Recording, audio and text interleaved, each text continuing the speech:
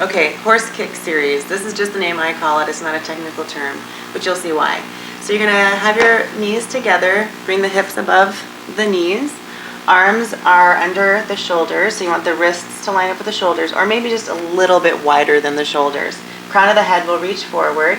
Knees come together so you create a tripod with the body. When you lift one of your legs up, flex the foot. Hold on to the belly, bring the rib cage up. Make sure you're pressing the hip bone down with the leg that's extended. Then you're going to lift the leg up as high as it'll go while you're still pressing that hip down 25 times.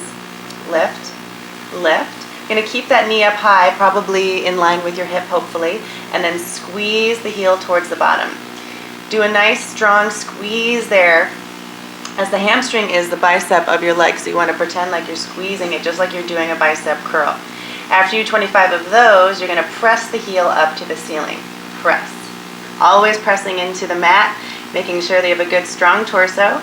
You'll come down, switch sides, and then move on to the next exercise.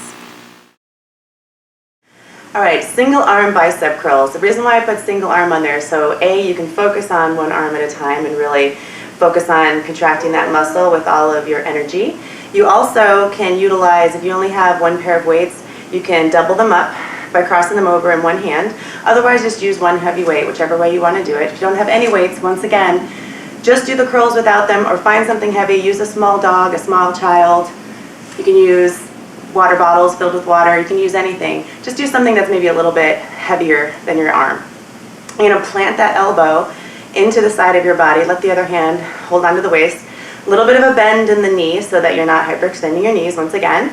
And then curl up and all the way down, nice and slow. Curling up, feeling the contraction in your bicep. And then when you're done with your 25, switch sides, and you'll move on to your push-ups. All right, push-ups. So as you can see, you get a lot of opportunities to do push-ups here. So depending on where you are in your strength ability at this point, you can decide whether you want to do your push-ups on your knees or full plank military style, as they say. So you're going to bring your hands down, your arms will be shoulder width apart, maybe a little bit wider if you have broader shoulders. I like mine just a little bit wider. And you're going to think about the elbows opening up to the side. If you're going to be doing it in full plank position, reach the legs behind you. Keep the legs, the thighs really strong, navel presses back, and you're going to want to try to test out where your shoulder blades are in space too. So do your best not to have too much of a rounding here. Let the shoulder blades fall into place. Keep the hips and the heels and the head in line. And then you'll lower down as low as you can and press back up. If this isn't working for you, or you can only do a few here, do as many as you can here. And then when you're ready to, you can let the knees come down and cross at the ankles or not. I'll do it. And you're going to, once again, keep the belly really strong here. You'll lower down as low as you can. You'll probably find you can go a little bit lower and back up. What I want to encourage you to think about is the whole body reaching down and up. Sometimes I see this, or a lot of different disjointed push-ups, but you want to keep the whole body moving forward and up.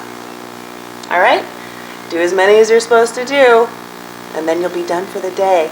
Maybe take a little child's pose here to rest,